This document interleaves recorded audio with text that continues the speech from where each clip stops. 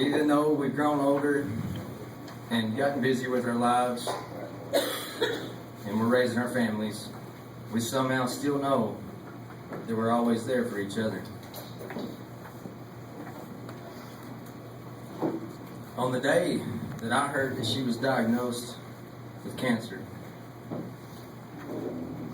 I dropped to my knees and I prayed to God to heal her. Well, her doctors wouldn't give her a very good or very much hope. But as usual, she didn't listen to them. She put her faith in God.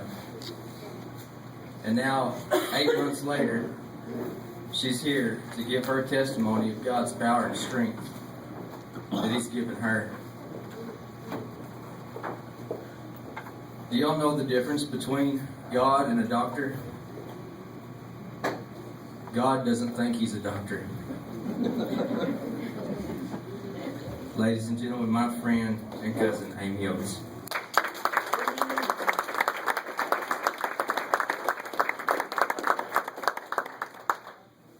I was really going to wait to cry until I got halfway through, but now we've got that all out of the way. Thank you all for coming tonight. Thank you for the volunteers. And so much has been done. These people have worked so very hard for this. And this is the month of, well, actually, last month was American Cancer Society's 100th birthday. So, happy birthday to the American Cancer Society.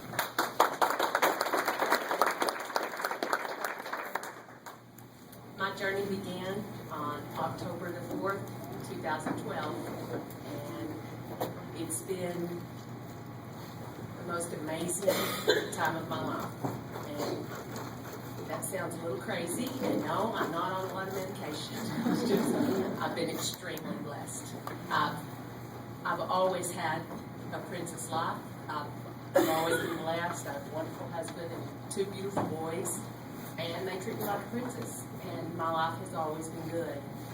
And I injured my back, and I'm a busy person, and we were moving out to Lake McKenzie and out where it was scenic and beautiful, and I hurt my back, and I went to the clinic, and I just wasn't getting around at all. So she put me to bed, which was very difficult, and after a week in bed, I still wasn't better. So she told me to come back, and they ended up taking me by ambulance to the hospital, and they just couldn't relieve the back spasms in my back. And you know, the whole journey I kept thinking, oh, I've done something horrible to my back. You know, worst case scenario, I thought I had something wrong with the disc. You know, little did I know.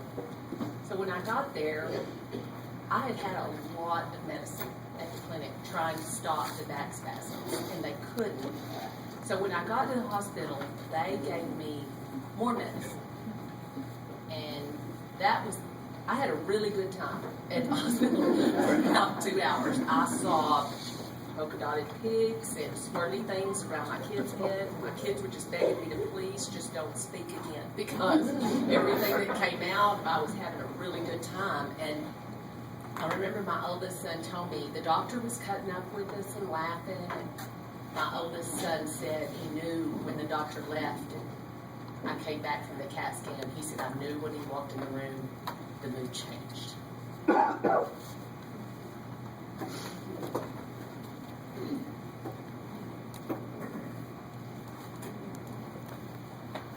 I don't remember a whole lot. I was in and out, but I just remember the devastated look on my family.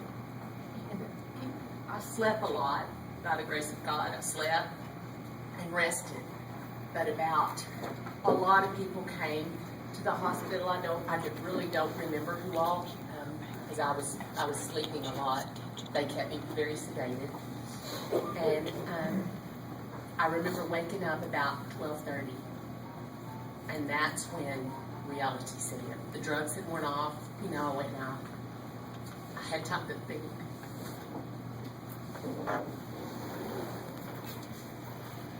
And I remember telling my husband, it was quiet. Oh, it was quiet. And I said, I'm scared. And if you know my husband, he's like, oh, we're good. You know, we're good. And he said, me too. And I thought, oh no, we're in trouble now. You're supposed to be saying, oh no, we're good, we've got this.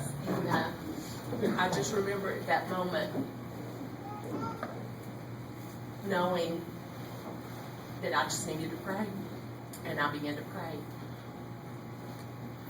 And I've never, ever felt God's power as I did in that moment. It was immediate release. There were no fears, there was no pain, there was nothing. And it was the most amazing feeling I've ever felt. And I, by the grace of God, have not felt anything but that since. The doctors said, no hope, nothing we can do. It's stage 4. It was breast cancer that had metastasized to the bone.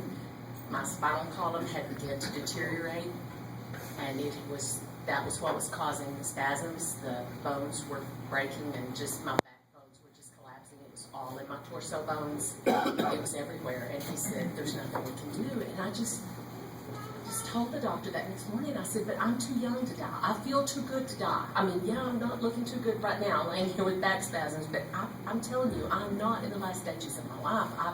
I feel too good. And he said, I'm sorry. There's nothing we can do.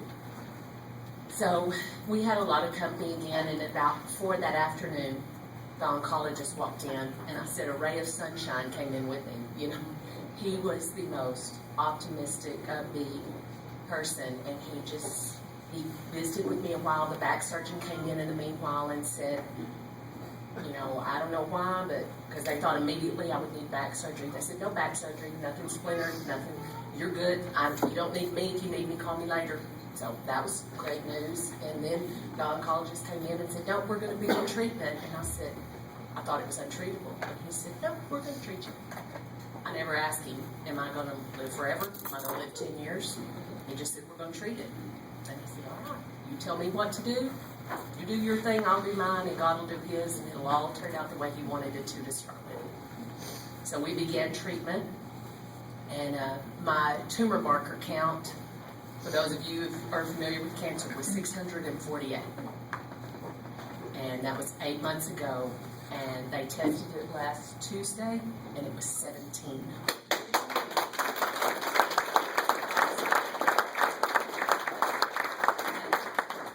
In my journey,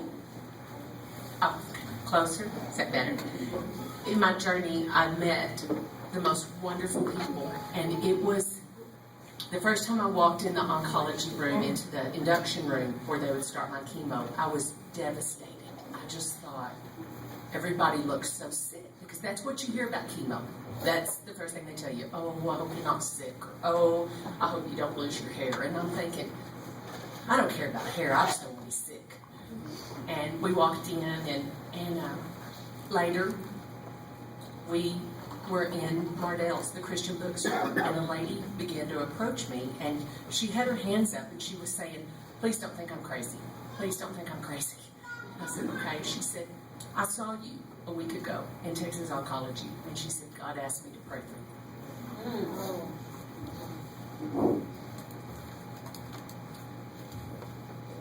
And she asked for my name and asked me if she could put me on her prayer list. And I told her yes.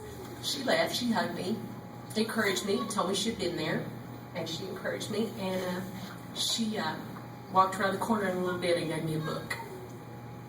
And I really, that's been a great blessing. Lots of nights when I couldn't sleep, I read that book, and it's called Jesus Calling, and it's amazing. If you don't have it, you should get it.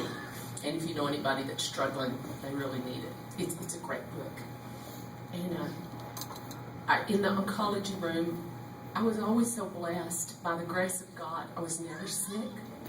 I didn't hurt. The radiation, I had 10 radiation treatments. They didn't hurt me. They didn't burn me. They didn't make me sick. My doctor told me, he said, we're going to do a lot of radiation on the T12 spinal column, and he said, it will burn your esophagus. And he said, you won't be able to swallow. You'll have a hard time. And I said, okay, time out. Am I going to have a hard time, or am I not going to be able to swallow? And he said, both. So I'm just going to prepare you. And I said, okay. So I was on the radiation table, and they did my first radiation treatment. And before I got off the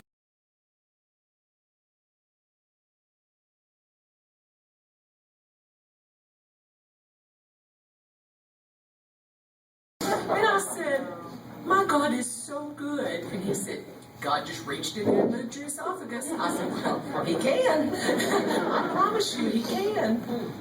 So I'm holding a cross today.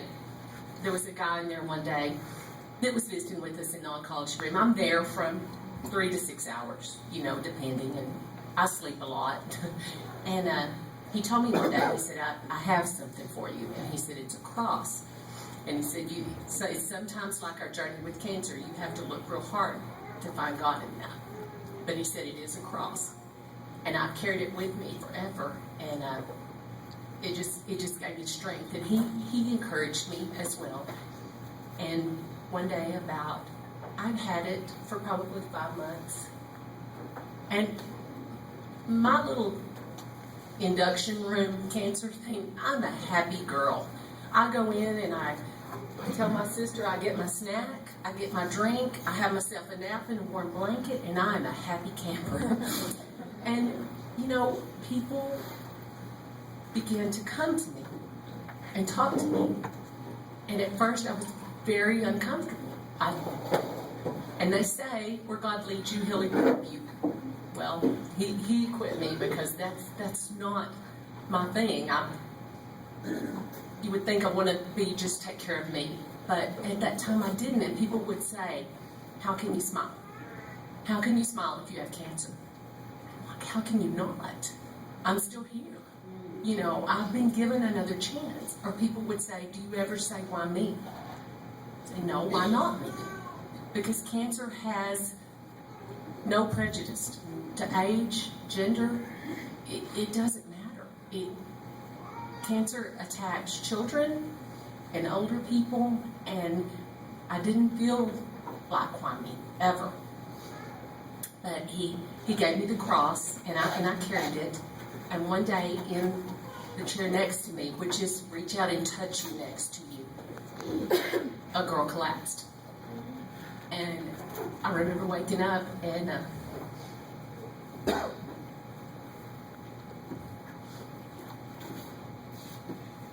they were working on her, and she didn't have a blood pressure, she didn't have a pulse, and I was thinking, oh no, sister, you are not dying right here beside me, no ma'am. And finally they brought her back. It was long, it was a long time. She was so weak, and still is, I still see her.